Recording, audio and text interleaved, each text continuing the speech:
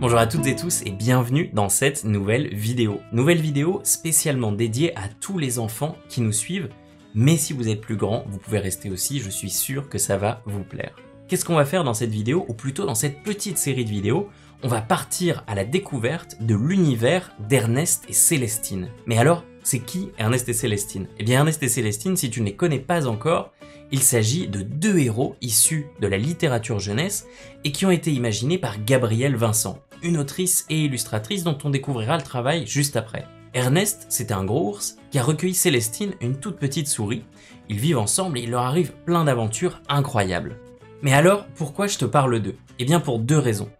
La première, c'est que cette semaine sort au cinéma un nouveau volet de leurs aventures dans lesquelles on va pouvoir découvrir Ernest qui part en Charabie, sa terre natale, pour réparer le violon que Célestine lui a cassé. Et oui, tu verras au fil des vidéos, Ernest est un grand mélomane et il joue énormément de violon. La deuxième raison, c'est parce qu'on va leur dédier une mini-série de vidéos sur la chaîne YouTube dans laquelle on va apprendre à les dessiner pas à pas. Mais avant d'aller chercher les crayons, ce que je te propose, c'est qu'on découvre le travail de leur créatrice Gabrielle Vincent. Regarde, sur le premier dessin que je te montre, on voit Ernest qui tient Célestine par la main et on voit qu'Ernest est en train de scruter un célèbre tableau.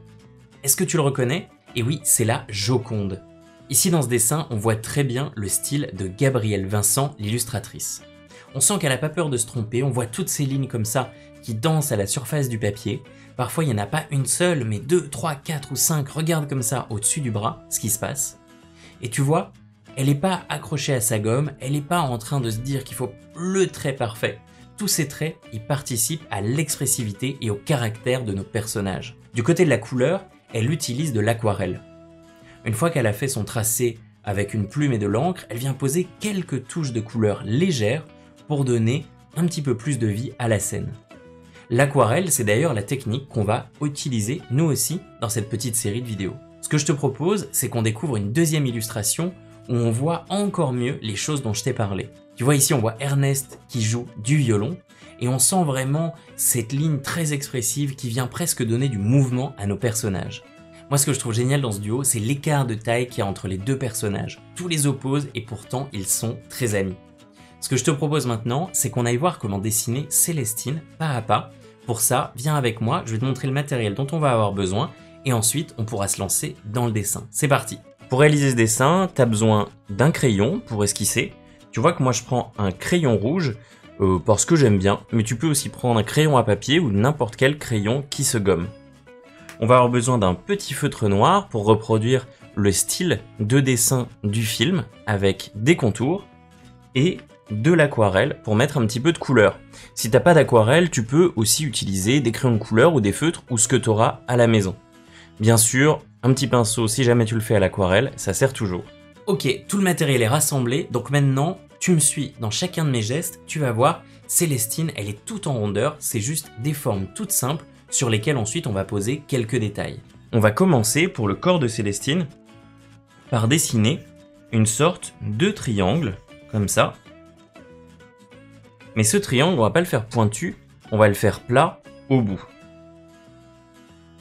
Voilà, tu peux repasser plusieurs fois sur ton trait jusqu'à ce que tu sois content de la forme de ton personnage. Alors pour le moment, je suis d'accord, ça ressemble pas trop à un personnage, mais tu vas voir.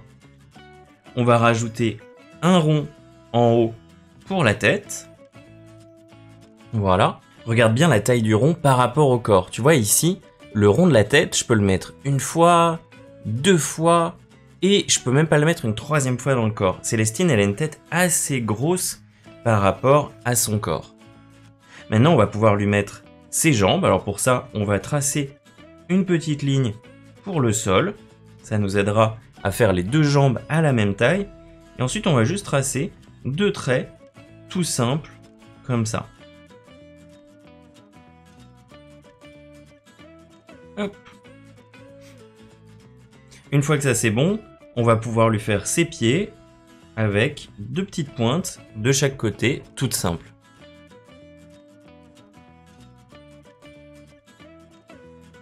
Ensuite pour sa tête, regarde ce qu'on va faire. On va venir tracer une croix au milieu du rond. Et ça va nous aider à aller trouver l'emplacement du nez de Célestine. Et pour ses oreilles, on va aller tracer deux ovales de chaque côté du rond.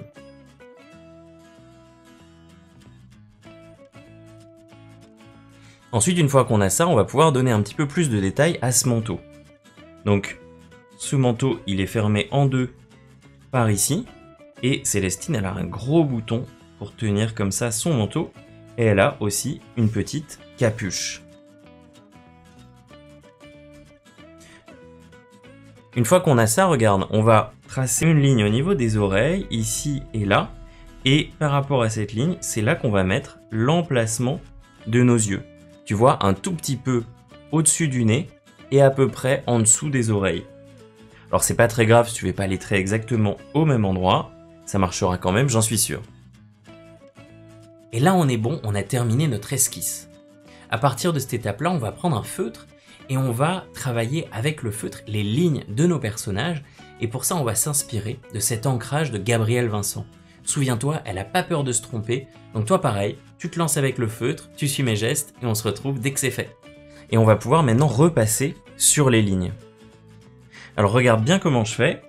On va repasser ici sur l'oreille et on va aller un petit peu hop, en arrière. On va aller tracer le bel arrondi de l'oreille et on va faire pareil de l'autre côté. On va venir mettre ici une petite épaisseur pour montrer l'intérieur de l'oreille.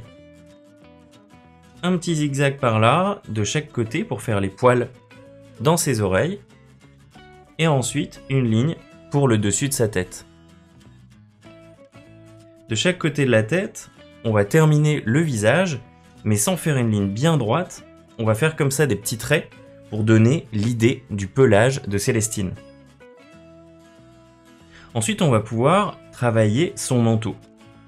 Donc on repasse sur les traits, on va mettre une petite épaisseur ici pour sa capuche, et on va faire ensuite pareil de l'autre côté. Essaye de vraiment travailler, tu vois, comme ça, quand tu fais le dessin de ta Célestine, de faire les lignes en une fois sans repasser. C'est vraiment comme ça, tu vois, que la dessinatrice qui l'a inventé dessine. Même si elle se trompe, elle refait la ligne à côté. Et c'est pas grave s'il y a des erreurs, on peut pas vraiment se tromper quand on dessine les personnages de ce film. Ensuite, regarde, on passe par ici. On va aller faire pareil de l'autre côté, regarde, hop, bien en une fois, on trace le trait. Et ensuite, pour le bas de son manteau, ce qu'on va faire, c'est qu'on va faire des petites vagues pour montrer un petit peu les plis. Une petite vague par ici. Et une petite vague par là. Là, on a presque tout terminé. On va pouvoir maintenant tracer la robe de Célestine avec juste un tout petit trait ici. Et maintenant, on va venir repasser sur les lignes de ses jambes. Si comme moi, tu les avais pas fait exactement à la même taille, tu peux en profiter pour essayer de les refaire bien pareil avec le feutre. On va venir tracer une petite ligne pour sa chaussette. Et là, on a presque terminé. Il nous manque les détails dans le visage. Il nous manque aussi une petite ligne pour sa queue. Voilà. Et là, on va aller tracer maintenant le visage. On va aller faire un petit ovale noir pour son œil ici. Et un petit ovale noir pour son œil juste là. Si on veut, on peut lui tracer ses petits sourcils avec deux petits traits tout légers. On va faire un ovale couché pour son nez. Et on va juste faire un tout petit trait pour sa bouche. Et là, on a quasiment tout terminé. Tu vois, on la voit bien emmitouflée dans son manteau. On va pouvoir faire une petite ligne de chaque côté pour ses poches. Et là, on va pouvoir maintenant passer à la couleur. Donc maintenant qu'on a terminé le dessin, on va pouvoir passer à la couleur. Et avant, si tu veux, tu peux prendre comme ça ta gomme et effacer légèrement les lignes de l'esquisse.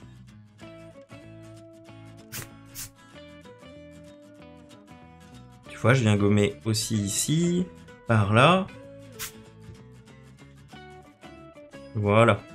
Alors bien sûr, ces lignes, on n'est pas obligé de les gommer, on peut les laisser. Moi, je trouve ça aussi très joli de laisser les lignes de l'esquisse. Et là, ça y est, l'ancrage est terminé. Maintenant, on va prendre notre boîte d'aquarelle et poser quelques couleurs sur tout ça. Donc pour faire la couleur de Célestine, regarde, tu peux prendre du noir dans ta boîte d'aquarelle. Tu en prends un tout petit peu. Et dedans, on va mettre beaucoup d'eau pour avoir une couleur grise assez claire. Si tu veux, tu peux mettre un tout petit peu de marron dans le noir pour avoir toute petite tonalité légèrement marron, mais très peu. Et une fois que tu as bien préparé ta couleur, ce que tu peux faire, c'est venir sécher un petit peu ton pinceau pour pas qu'il soit trop plein de peinture. Une fois que tu as préparé ta couleur, ce que tu peux faire, c'est venir juste sécher un peu ton pinceau pour pas qu'il soit trop plein de peinture et pour pouvoir mieux contrôler ce que tu fais. Alors regarde, on va mettre la couleur grise de Célestine. Et pour ça, on peut passer partout sur sa tête, sauf, tu vois, ici, on va laisser un petit triangle blanc sur son cou. Voilà, comme ça, elle est vraiment comme le personnage du film. On va passer un tout petit peu de gris sur sa queue, et on a terminé la première couche de couleur. Donc maintenant, on va nettoyer notre pinceau, on va bien l'essuyer sur notre essuie-tout, et maintenant on va mélanger la couleur de ses oreilles. Pour faire la couleur de ses oreilles, tu peux prendre un tout petit peu de rouge, comme ça, et mettre aussi un tout petit peu d'orange, pour avoir une couleur rose dans laquelle on va mettre beaucoup d'eau, pour avoir quelque chose de très pâle. Tu as vu, j'ai mélangé un tout petit peu de rose et un tout petit peu de orange pour avoir cette couleur-là, et maintenant on va pouvoir l'appliquer. Comme on avait fait pour le gris, si tu veux, tu peux essuyer le surplus de couleur sur ton essuie-tout, et comme ça tu pourras être un peu plus précis en appliquant la couleur. T'as vu, elle est toute légère la tonalité, on va mettre aussi ça sur ses jambes, ici, et c'est bon, pour la peau on a terminé. Maintenant on va pouvoir mettre le rouge de son manteau. Donc pour le rouge, bah regarde, c'est facile, tu vas prendre du rouge dans ta palette d'aquarelle, tu peux le remettre au même endroit que la peau, voilà, et on va venir l'appliquer sur le manteau.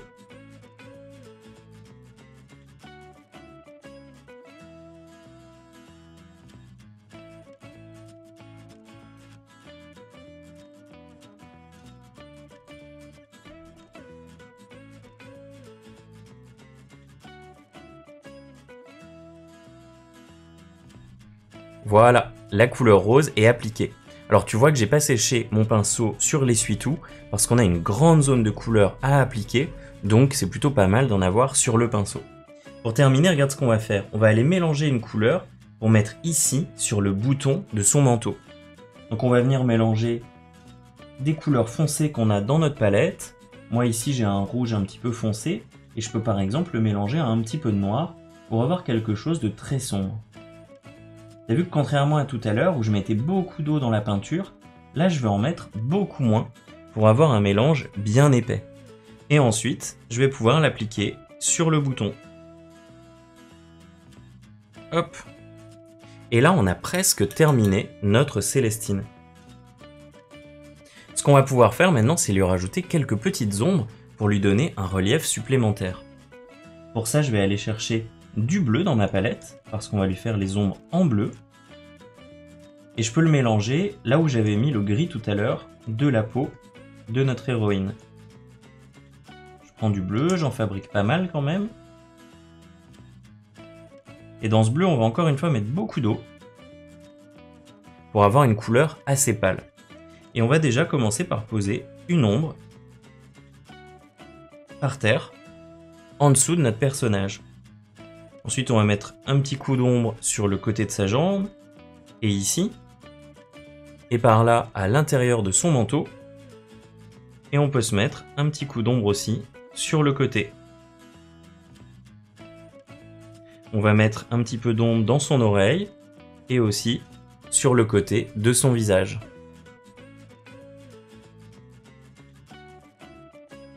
Et là, ça y est, t'as vu, on a terminé notre Célestine. Donc après ces étapes toutes simples, on voit notre héroïne qui est apparue sur le papier, donc à toi de jouer, essaye de dessiner l'héroïne de notre film.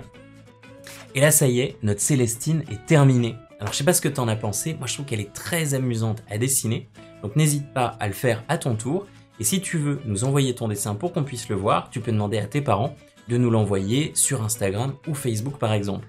Si le cours t'a plu, n'hésite pas à laisser un petit commentaire en dessous de la vidéo.